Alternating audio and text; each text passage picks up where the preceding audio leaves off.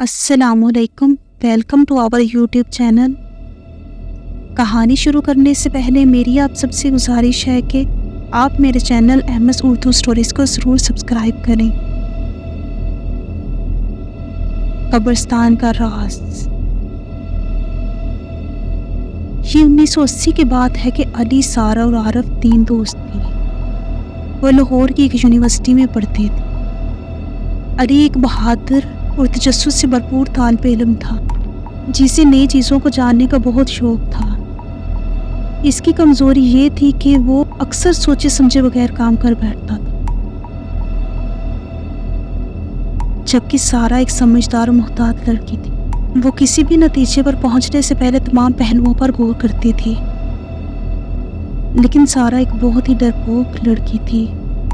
उसे जिन्नों, भूतों और चुड़ैलों से बहुत डर लगता था। वो अक्सर इस बारे में सुनती और डरती थी।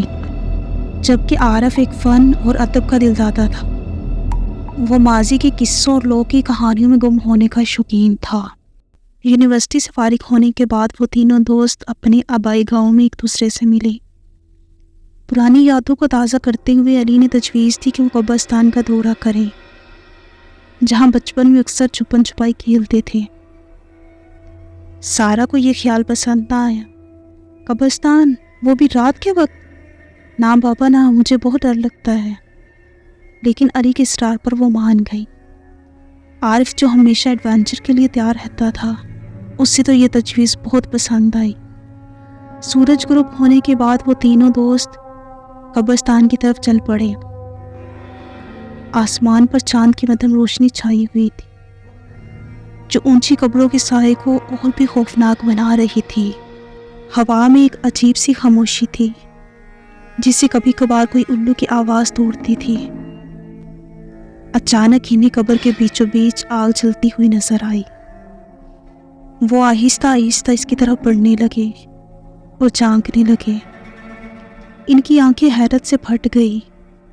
आग के गिर्द एक अजीब लिबास पहने हुए एक बूढ़ा शख्स बैठा था, जो अजीबोगरीब अल्फाज बोल रहा था। इसके सामने अजीबोगरीब निशानात से बनी हुई एक ड्राइंग थी और इसके हाथ में एक खोपड़ी थी। खौफ से कांपते हुए सारा ने वापस जाने का इसरार किया, लेकिन अली ने इसे रोक दिया। वो जादूगर को करीब से देखना चाहता था। आरफ ने इन्हें रोका, लेकिन अली नहीं माना और वो जादूगर के सामने जा खड़ा हुआ।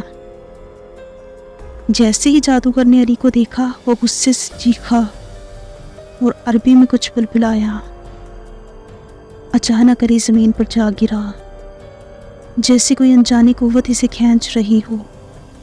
वो चीखने की कोशिश कर रहा था, लेकिन उसकी आवाज़ बंद सी हो गई थी।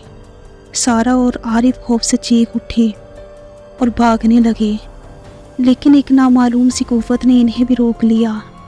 वो जादूगर की तरफ देखने लगे। जादूगर की आंखों से एक खौफनाक लाली निकली, जो कब्रिस्तान की खामोशी को और भी भयानक बना रही थी। इसने खोपड़ी को बुलंद किया और अरबी में कुछ अल्फाज बोले, जिनकी आवाज़ से हवा में भी लर्जिश सी महसूस हुई। फिर इसने खोपड़ी को आग में फेंक दिया। आग का शोला भड़क उठा और एक भयानक चीख की आवाज़ कब्रिस्तान में गूंज उठी। अली, जो अब तक ज़मीन पर तड़प रहा था, अजीबोगरीब हरकत करने लगा। इसका जिस्म अकड़ गया और इसके मुंह से गैर इंसानी आवाज़ें निकलने लगी। सारा और आरिफ खौफ से चीख रहे थे, लेकिन इनकी आवाज़ इनके अपने हलक में ही गुम हो जाती थी। जादूगर इनकी तरफ मुड़ा और एक शैतानी मुस्कुराहट होंठों पर सजाकर बोला, तुम लोगों ने मेरा काम देख लिया है, अब जाने की इजाज़त नहीं है।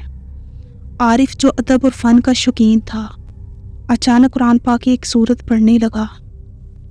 इसने कांपती हुई ज़ुबान से वो सूरत पढ़ना शुरू कर दी। जैसे ही इसकी आवाज़ कब्रिस्तान में गूंजी, जादूगर चीख उठा और आग का शोला कम होता चला गया। अली का जिस्म नॉर्मल होने लगा और वो बेहोश होकर ज़मीन पर गिर गया। सारा ने आरफ को गले लगा लिया। दोनों ज़ोर ज़ोर से सांस ले रहे थे। उन्होंने अली को होश में लाने की कोशिश की और उसे वहाँ से ले जाने का फ़ैसला किया। जादूगर गायब हो चुका था, सिर्फ आग की राख और खोपड़ी के टूटे हुए टुकड़े बाकी रह गए थे। وہ تینوں قبرستان سے باہر بھاگے۔ ان کے پیچھے کبھی کبھی عجیب و غریب آوازیں آتی تھی۔ مڑ کر دیکھنے کی جرت کسی میں بھی نہیں تھی۔ وہ گھر پہنچے تو علی بھی ہوش میں آ چکا تھا، لیکن اس کا چہرہ سفید پڑ چکا تھا اور آنکھوں میں خوف کا سایہ تھا۔ وہ بتانے سے قاصر تھا کہ اس کے ساتھ کیا بیتی۔ اس رات کے بعد علی بدل گیا۔ وہ خاموش اور سہما سہما رہنے لگا۔ اسے اکثر قبرستان کے مناظر اور جادوگر کا خوفناک چہرہ خواب میں آتا تھا۔ کچھ عرصے بعد علی بیمار ہو گیا اور ایک رات اس کی موت ہو گئی۔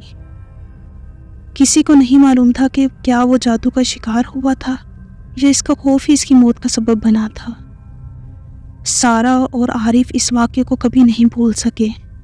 وہ اکثر اس رات کے بارے میں بات کرتے اور قبرستان کی اس راز کے بارے میں سوچتے رہتے تھے، جس کا راز جادوگر کے ساتھ ہی قبر میں دفن ہو گیا تھا۔